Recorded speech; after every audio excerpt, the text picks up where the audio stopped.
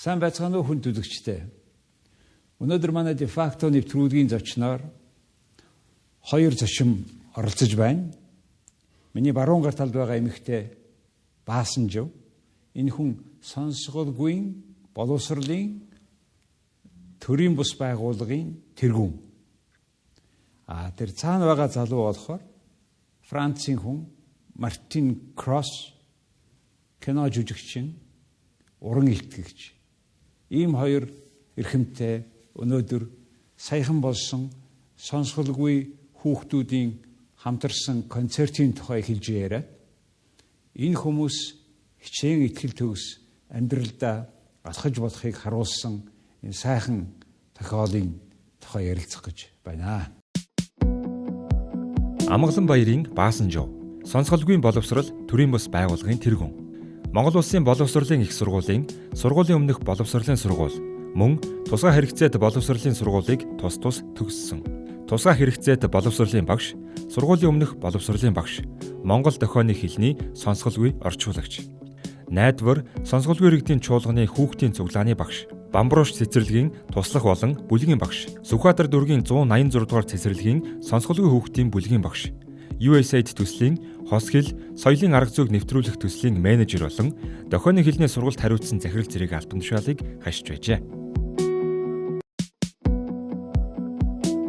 Мартин Крос, жүжигчин, илтгэгч. Парисын театрын сургуулийг жүжигчний мэргэжлэр төгссөн. Тэрээр 2009 оноос эхлэн Dance Scenes жүжигчнээр ажиллаж байгаа ба Les Survivants, Carmen, Cine Picasso and Imagine зэрэг кинонд жүжигчнээр ажилласан. Мөн тэрээр Тулуз хотдох Гранд Рондод дохионы хэлээр театрын жүжигчнээр 7 жил ажилласан. 2018 онд бүх нийтийн театрын сургууль байгуулсан бөгөөд энэ нь дохионы хэлээр тайзны урлагт улсын диплом олгодог сургууль юм. Сайн байцгаана уу та бүхэн. Hello.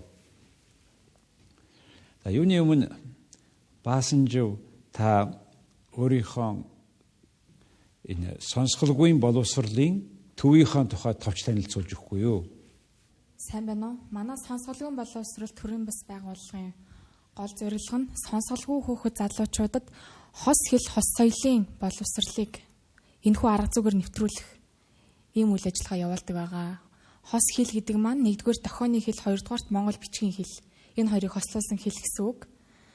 Хүүхдүүдэд болон тэдний эцэг эхчүүдэд багш нарт зориулагдсан сургалтын хэрэглэтгүүн бүтээн гаргадаг, зөвлөгөө өгдөг байгууллага байгаамаа. Их хвчлэн сонсголгүй хүүхдийн боловсролын төлөө энэ чиглэлээр үйл ажиллагаа явуулдаг байгууллага гэж хэлж болно. Тийм хүүхэд олон байдаг юм уу? Бүгдээрээ тийм боловсролд хамарч чаддаг юм болов уу? Манай байгууллага гишүүнчлэлгүй ч гэсэн одоо яг Монгол улсад хэрэгжиж байгаа боловсролын систем, нийтэд явагдаж байгаа үйл ажиллагааны талаар ерөөхдөө хяналт тавиад явсаар ирсэн. Албан бус болон албан судалгаагаар 8,000-аас 12,000 сонсголгүй хүмүүс Монгол улсад оршин суугаа гэж бичигдсэн байдаг. Гэхдээ энэ тоонд дохионы хэл ашигладаг хүмүүсийн тоо багтаагүй байгаа. Дохионы хэл ашигладаг хүмүүс ч байна, ашигладаггүй хүмүүс ч байна. Сонсголын тэгээс одоо дээшээ сонсголын алдалттай буюу 70%-тай, 80%-тай хүмүүсийг хүртэл хамруулсан байгаа учраас наривчсан судалгаа гэж олж хэлж чадахгүй нэ. За баярлалаа. My next question is to Mark. Please, how it happened that you are in Mongolia and what was your mission in Mongolia?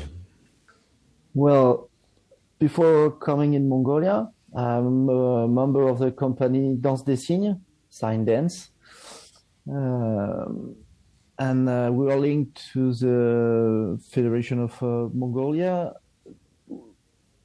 to work in a project here in Mongolia. So they just asked us to come to work with young deaf children and also young hearing children. The objective was to mix themselves and for us to share our experience that we already have in France. So I came here with Émilie Rigaud. I said we have, before coming, 4 months for preparation for this project. And then when we arrived here, it was about giving courses to this young deaf and hearing.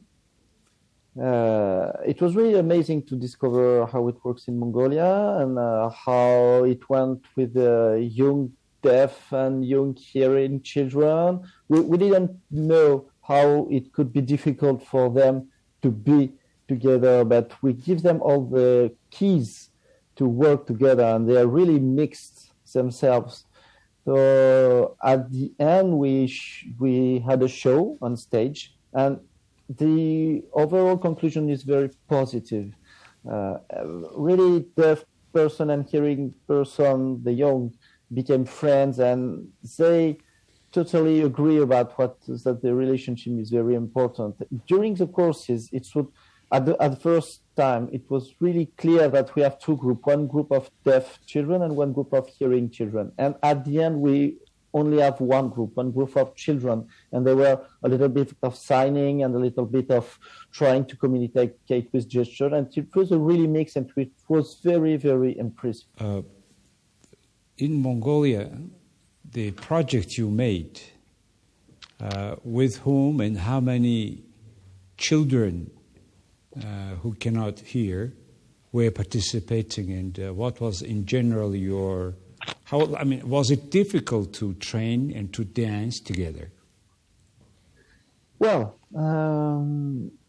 it was a group of 20 children overall. There were 9 deaf Mongolian children and 11 hearing Mongolian children. And they really mixed together. We were working on the body language because they have the same body. Of course, the hearing can hear the music to help them dance.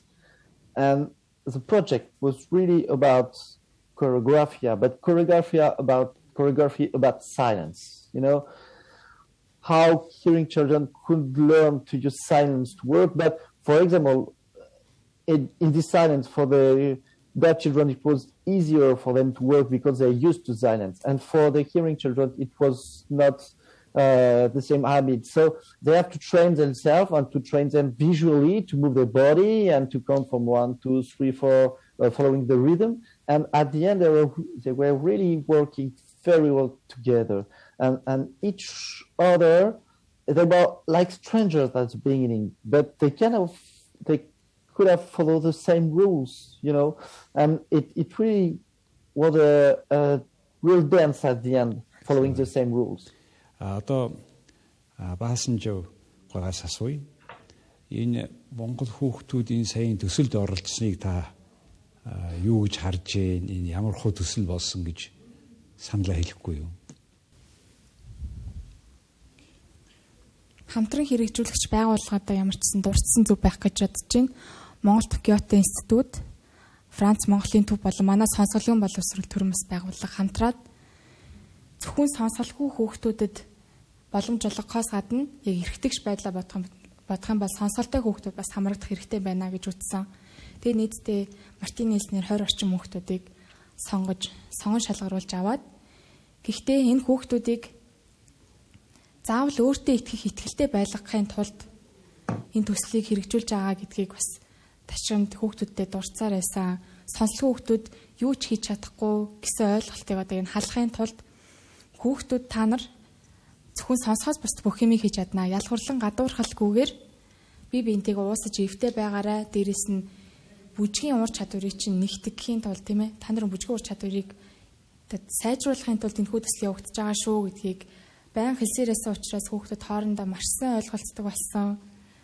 10 хоногийн хугацаанд бүжгийн сургалт явагдсан. Хоорондоо бие бинийгээ асуудалгүй ойлголцдог болсныг харахад маш их баяртай байгаа. Сонсголтой, сонсголгүй хүүхдүүд холилдоод бие бинийгээ илүү ойлгодог болсон гэж байна тийм ээ. Тийм. Жишээ авах юм бол бие биентэйгээ өглөө уулзчаад шууд сайн байна уу гэдэг болж гин. Хөөе наа чин биш, хурдан бүжиглээч, удаан бүжиглээч гэдэг ч юм уу тийм ээ. Багш нар хүүхдүүдийн хооронд нэгдсэн тийм тохионы хэл бий болсон байсан. Тэр хараа сонсголгүй хүүхдэд дууны тэр одоо бүжгийн ритм тий тэрийг яаж хэлж өгдөг гинэ? Одоо аян тэр гарах юм бол яаж ритмийг тохируулж өгөх юм бол? Сургалтыг бол 4 багш явуулсан. Гэхдээ Францаас 2 сонсголгүй багш хурж ирээд нөгөө багш нь бол Германаас хурж ирсэн зочин багш байгаа. Зочин орчин багш маань сонсголтой баг зэрэг сонсдог, ярьдаг. Үлдсэн багш нь Монгол бүжиг тэглээч гээд 3 төрлийн бүжгийн сургалтыг 11 хугацаанд явуулсан. Тусын арга барил бол мэдээж тустай байгаа. Модерн бүжиг өөрийн гэсэн хөдөлгөөнтэй учраас тэр бүжгийн хэмнэл тохирсон ритмийг гараараа илэрхийлнэ. Модерн бүжгийн хувьд бол хүүхдүүдэд тус бүртнэг бүжгийн хөдөлгөөн зааж өгч зэрэг бүжил гэхээсээ илүүтэйгээр хүүхдүүдээс бүжгийн хөдөлгөөнийг аль болох гаргаж ирж тэдний дотоод ертөнцийг олон нийтэд хүргэх зорилготой тиймэрхүү хөдөлгөөн байсан. Мартин багшаас асууя л та. Яг та хоёрын хувьд ямар арга барилаар бүжгийн сургалтаа явуулсан бэ? Well, really, when I was giving courses with Emily Rigaud, I just seen that we were working on different rhythm, slow, normal, quick, and the break in the rhythm. When we were working with the rhythm very slow, we were working back, moving like this, very slow. When we were moving very quick, it was like this, and in a normal rhythm, it was like that. And when we were putting some breaks, it was like that. And we were also, working about doing it again, repeating the things.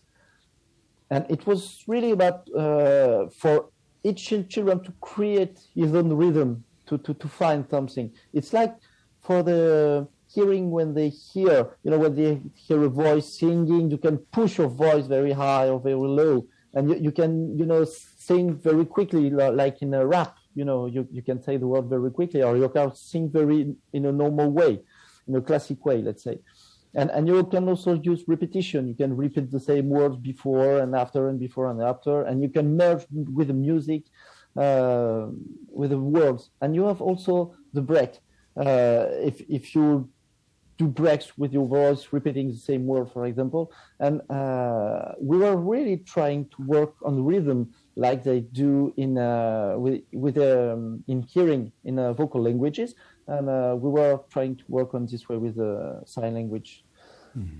And like you said, there were Mongolian, French people like me and Emily, and German people, and we were really sharing about how to share our methodological approach. When we were training for the show at the end, each one was just adding his, let's say, the stone to the house we were building. So the objective was to show at the end what we were building, and it went very great in my opinion. Interesting. Was it difficult to understand? Looks like this. It's like language is different. Like Mongolian, French, English, separate language, and this gesture language is completely different. Was it difficult to understand each other? If there were any moment that you could not understand completely? If we were really not understanding at all what people were trying to say, we just asked them to repeat, or we were, let's say, discussing with teenagers, Mongolian deaf teenagers. Because I am a deaf person, the teenager is a deaf person, it's really easy for us to understand each other, even if we don't have the same language. And then the deaf Mongolian could translate to the hearing Mongolian, for example, because he knows the language, they share the same culture, so we could use this media, the deaf teenager, to make the bridge. No. And it was very, very interesting and very rich to have all these exchanges of culture and language. Манай Баасанжав хамтарч ажиллаад ингээд ойлгоход энэ хоёр өөр хэл учраас хэцүү байсан нь саяхан ярьсан одоо ер нь ойлгож яасан гэж ярьж байна л да. Тийм ойлгож байсан. Англиар хүмүүс хоорондоо харилцахад бол эхний одоо төрлөх хэл биш хоёр дахь хэл учраас хэцүү байдаг гэж магадгүй зарим хүмүүсийн хувьд тийм ээ. Гэхдээ сонсголгүй иргэдийн давуу тал ямар ч улсын сонсголгүй иргэд хоорондоо уулзсан нэг өдрийн дотор бие биенийгээ харилцаа ойлгох маш ойлгомжтой. Тийм болцоог бүрддэг. Яг үл тохиолны хэлэгдэж өөрөө биеийн хэл. Хүн биеэрээ хаанч хинтэй ч хамаагүй ойлголцдог. Аль ч улсад байсан. Тэгээ тохиолны хэлтэй байгаад. You can understand each other, right? Тийм ойлгож байгаа. Jeremy, my next question is about how much in France the people and the state, the local province administration pay attention to education of everybody, including deaf people, giving equal opportunity for education. Well, there are, let's say, 2 or 3 things. For example, I live in Toulouse, in the south of France, in the Toulouse city. Here we have a bilingual school. It's really a bilingual school, so every deaf children can sign at 100% from his first year of school to the baccalaureate. We have it in French. And in Toulouse, we have a lot of deaf persons who became engineer. We have we get, for example, a diploma in healthcare system, and we have also a lawyer, a person which has a lawyer diploma, another deaf person who is working in politics. Before, let's say in 20 or 30 years ago, it was not this situation, but it was more oralism that dictates the deaf person how to live. But now it's really easy for us to move in the society. Unfortunately, now there is more and more deaf children that are integrate, we say in French, because they are alone in a class of hearing children, and the deaf children are really annoying themselves. You know, they are boring, they are alone in the school, they are alone in the class, and they cannot communicate with everyone. You can pay for interpreters to be in this class, but this is a limited amount of hours that you can pay. For example, in 1 week, you can have only 4 hours of interpreter, and now we can use the phone. We have 3 hours free as adults. We can use the phone and interpreter relay services to have accessibility, but we only have 3 hours per month to communicate. So there are some things that has evolved, and some other things that has to continue to evolve. So now I can say that the situation is quite better than it was, but we are not equal as the hearing person, so there are still jobs to do. I'm just wondering, you said that people can be of almost all professionals, but how about your particular profession, you an actor? I mean, to be an actor in this situation, I mean, when you have decided to be an actor and how it come? Well, since I was young, I wanted to be an actor. My parents always told me that, no, it's not possible, you cannot do that, you cannot become an actor. But I knew inside of me, deep in me, that I cannot do it. I was told that I could be an architect or something like that, but I really didn't like that. So I used to go in a theater class, and it was with hearing people, and I tried really to use my body to communicate and to play on stage. Then I realized I was a director, a movie director, and I've created shorts, and I was really, so I used to fight to be able to create shorts. And let's say 6 years before, it was in 2015, my colleague, which is a hearing person, we were really working together, and we are working in a theater in sign language, and we asked for being able to set up the first, and let's say in France and even in Europe, the first theater school in sign language. So now it exists since 4 years, and we have many students that went through our theater school, and what we have noticed is that in France there are many people that when they are looking for a person to be the deaf on stage, they just hire a hearing person. And what we wanted to show is that the deaf person could also do the job, and moreover, they are already deaf, so you can hire them because they are comedian and they are deaf. So now we have solved this problem by having set up this school of theater. So that means there is a theater of sign language theater where the actresses are speaking in sign language, and people who are listening to them as also sign language understanding people, right? Yeah, there are several things. First of all, there is one well-known theater, the International Visual Theater in Paris, that is led by Emmanuelle Laborie. She got a Molière Prize in 1994 in France. So she built up the International Visual Theater in Paris.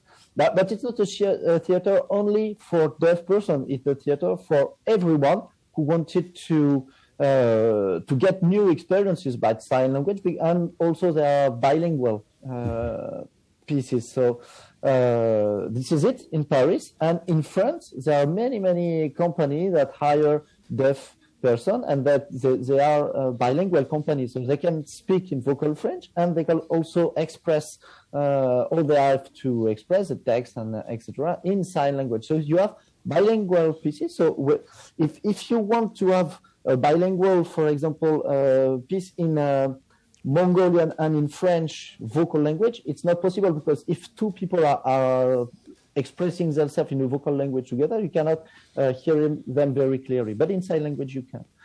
So in French, we have many ways of putting sign language and vocal language. You can have, let's say, a vocal language off, not on stage. You can have it on stage also, and you can have a lot of possibility with sign language and French vocal language on stage. Одоо манай Баасанжав саяын хэлийг одоо мань хүний ярьсан дохоогоор нь аль зэрэг сайн ойлгож байна. Ойлгомжтой байна уу? Мань энэ хүнийг сая бол 100% Францаар тохилоо. Олон улсын тохио холсон бол би илүү их хуваар ойлгох боломжтой байлаа гэж. Нөгөө эсперанто хэл гэдэг шиг бас олон улсын энэ сайн юм хэл байдаг юм байна, тийм ээ. Тийм баа. Олон улсын тохионы хэл гэдэг нь ерөнхийдөө бол олон улсын сонсголгүй хүмүүс бүгд таанаас чарсан ойлгомжтой байх тийм тохионуудыг бүрдүүлээд хөдөлгөөн болгож гаргаж ирдэг гэсэн үг. Тэгэхээр Баасанжав хараа сая Францад ийм тохиогоор ярьдаг, тохиогоор жүжиглж болдог театрууд байдığım байна. Жүжигчин байдığım байна. Хүн болгонд амьдралд адилхан боломж өгсөн ийм боломжуудын хөгжсөн орнууд бий болоод байна шүү дээ. Яг энэ талаар та Монголын байдлыг юу гэж бодож байна? Монгол улсад жүжигчин мэрэгчлэлээр төгсөж гарч ирж байгаа сонсголын хүмүүс нэгч байхгүй байна. Нэгдүгээрт орчин нь бүрдэж өгөхгүй байна. Түүнээс гадна яг магадгүй сонсголгүй хүнийг боломжгүй гэж хардаг нийгмийн өнцгөөс шалтгаалдаг ч юм уу, тийм ээ. Энэ хүн сонсч чадахгүй юм чинь тэрийг хийж яах юм бэ? Энэ хүн сонсч чадахгүй юм чинь жүжиглж яах юм? Ярьж чадахгүй юм чинь гэсэн хязгаарлалтаар магадгүй тэр хүнийг тийм хавчигдмал орчинд байлгаад байгаа байж магадгүй. Европын орнуудаар би аялж үзэж байхдаа яг сонсголын хүмүүсийн чиглэлээр үйл ажиллагаа явуулдаг байгууллагуудад танилцсан. Бүх хүмүүс өөрсдөө хүссэн мэргэжлэр явж байсан. Яг тухайн үеэс эхлээд би Монголдо хурж ирээд энийг л нэвтрүүлгийн сан гэсэн яг хүсэл сэтгэлээр явж байгаа. Гэхдээ одоо хүртэл орчноос сайн хангалттай бүрдэж өгөхгүй л байгаад байна. Тэгсэн хэдий ч яг суйсыг төгссөн хэд хэдэн сонсголгүй хүмүүс бол мэрсэр байна. Мэргэжлэрээ ажиллахгүй байгаа харамсалтай байна. Яагаад гэвэл тэр хүнд ажиллах орчин нөхцөний түрүүн хэлсэнчлэн бүрдэж өгөхгүй байгаад маш харамсалтай байна. Тэгээд та бол ингээд таны намтрыг харсан Америк, Европ, Герман, Япон, Вьетнам их олон оронд явж ийм сургууль курст хамрагдаж ирсэн юм байна лээ. Тэгээ ингээд энэ ариун туршлага хөрөнгөлүүлээд ингэж ажиллаж байгаа хүний хувьд Монгол улсад энэ асуудлыг шийдэхийн тулд хаанаас, юунаас эхлэх ёстой вэ? Нэгдүгээр сонсголгүй хүүхдэд маш дээд зэргийн чанартай боловсрол олгох ёстой. Тэр хүүхдэд тохирсон хэлээр хос хэлээр нь боловсрол олгосноор цаашид ямар ч бэрхшээлгүй амьдрах штэ. Боловсралтай хүн, мэдлэгтэй хүн хаач хөлөө болоод явчих боломжтой. нийгэмд гарсны дараад тэр хүүхдэд тэр хүнд тохионы хэлний орчуулагч хэлмэрчээр хангаж өгч явах ёстой. Дуу хоолой хүргэх ёстой гэсэн үг. Эрхтэгч боловсролыг хамруулах гэж байгаа бол заавал тэр хүнд өөрсдийнх нь их хэллэр орчуулагыг хамруулж өгөх ёстой. Маш чухал хоёр зүйлийг дуртах юм бол энэ хоёр байна. Энэ талаар Монголд ямар сургууль яг аль сургуульд хичээл хийдэг?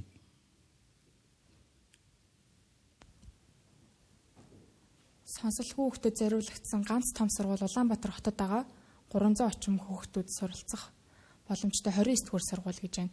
Хөдөө орон нутгууд гэх юм бол Дархан аймагт ерөнхий боловсролын сургуульд 12 орчим хүүхдүүдийг цуглуулсан нэг л анги гэх мэтчлэн ганц ангийг бол бүрдүүлээд өгсөн байгаа. Том хэмжээний сургууль гэвэл Улаанбаатар хотод л байна да. Хос хэлний арга зүгээр боловсрол олгох хараахан болоог байгаа даа. Энэ мэдээлэл Монголд нэвтэрч орж ирж байгаа ч гэсэн яг үйлдэлээр тамгалагдаа цаасан дээр бичигдээд явж ол амжаагүй байна.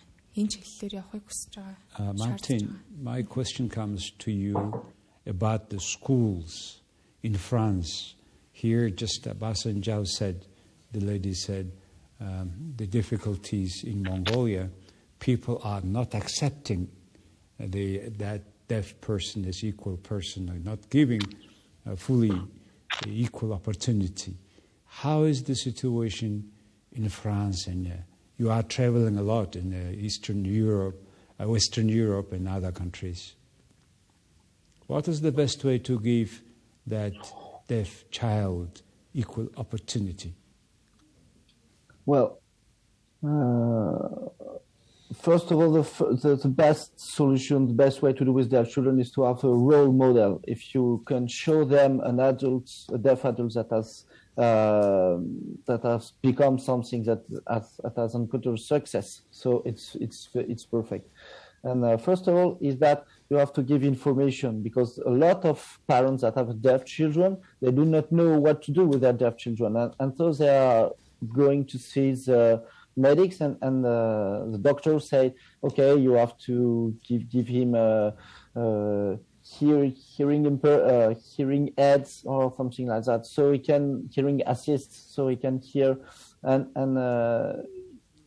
in this way the parents are always putting their children always to several doctors. But for me, the best solution still is to provide a role model, so that the children can say, okay, a deaf person can do that, he can do that, he can do that, he can, and then the deaf children can choose what life he wanted to do. And also you have to show the sign language, to show the deaf person to the public, so that everyone can understand very clearly is that the deaf person can do and what the deaf person is really. So it's we are like everyone. And for now, the deaf community is very small community. But when we are on stage, in my opinion, it could be really a key to open the door to the open mind of the public. Martin, you have been to many countries. You like traveling. What is something that you wish Mongolia is changing towards the deaf people? In my way, you have to avoid being afraid. You have to avoid being afraid in front of the deaf person. You don't have to be afraid of the deaf person. They are deaf, and so you are hearing, they are deaf, and there is no problem with that. So first of all, I wanted to say that the deaf you don't see the deaf person. The other disabled people, you can see them. You see the blind, you see the person in the wheelchair, but the deaf person you don't see them. So when you realize they are deaf, then you just there is something in your brain that just breaks. And so you just say, okay, it's a deaf person, I don't know what to do. But you don't have to be in this situation. I think maybe in the school for hearing children here in Mongolia, you can do some sensibilization, some information about the deaf children that are in Mongolia, so that the hearing children could have access to this information and so understand that there is a language, vocal language, and the language with the sound, and also there is another language, which is a sign language and language with the body. Баасанжав дараагийн асуулт. Энэ хүн ярьж штэ. Дүлийн хүнээс хүмүүсийн харилцаанд өөрчлөлт хиймээр. Дүлийн хүнээс айх хэрэггүй, ярилцах. Тэр энэ нийгмийн уур амьсгалыг яаж бий болгоод дээр юм бэ? Юу хиймээр юм? Сонсголгүйн мэдээж нийгэмд одоо явж байгаа хүмүүстэй хөл тэгш энэ тэнцүү алхах хэрэгтэй. Хамгийн түрүүнд нүүр хаагарах хэрэгтэй гэж бодож байна. Тэр хүн өөрөө сонголтоо хийх хэрэгтэй. Тийм бол сонсголгүй хүмүүс бас сонголтоо хийх хэрэгтэй. Тэгээд жишээл сонсголгүй хүн гудмаар явхад нийгмийн юм нэг дид бүтц байгаа шүү дээ. Энэ дээр ямар асуудал гардаг вэ? Одоо машин сигналыг сонсохгүй гэх мэтэр нийгмийн тийм асуудал яаж шийддэг юм?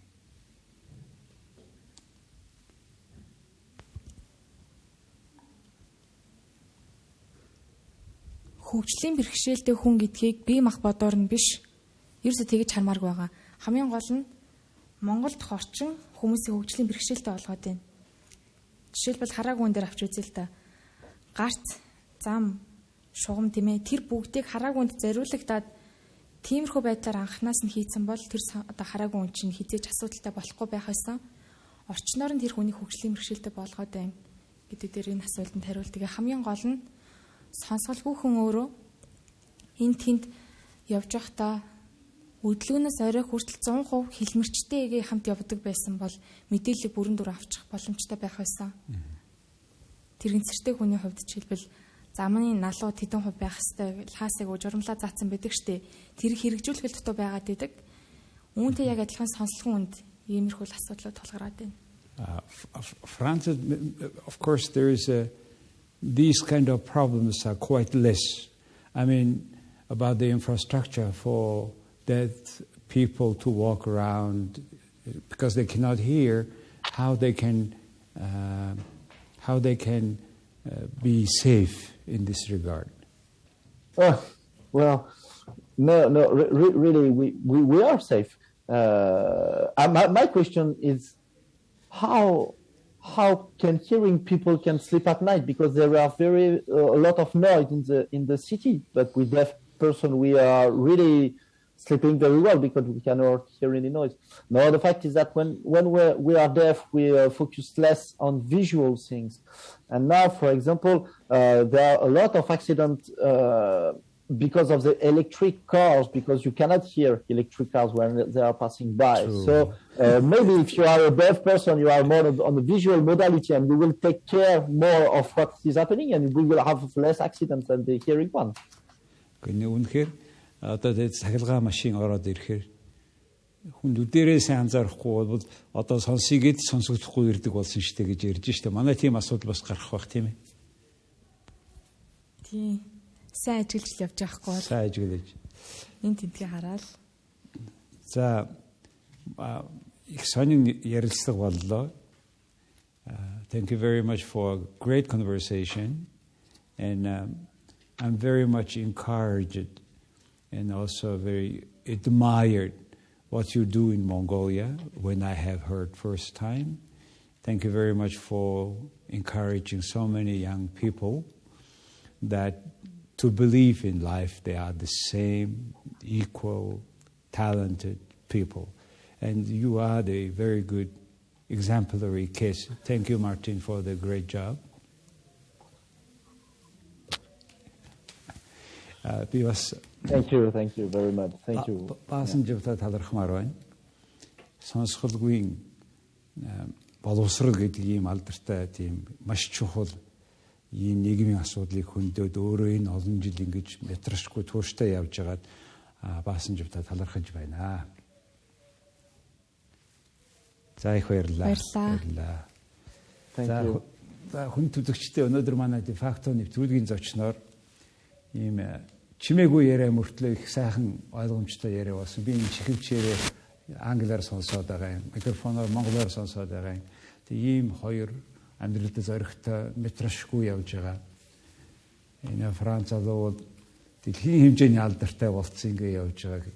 Хинч юуж чаднаа гэдгийг харуулсан энэ сайхан хоёр хүнтэй ярилцлаа. Манай өнөөдөр ярилцлагт Францын жүжигчин оролцлоо Мартин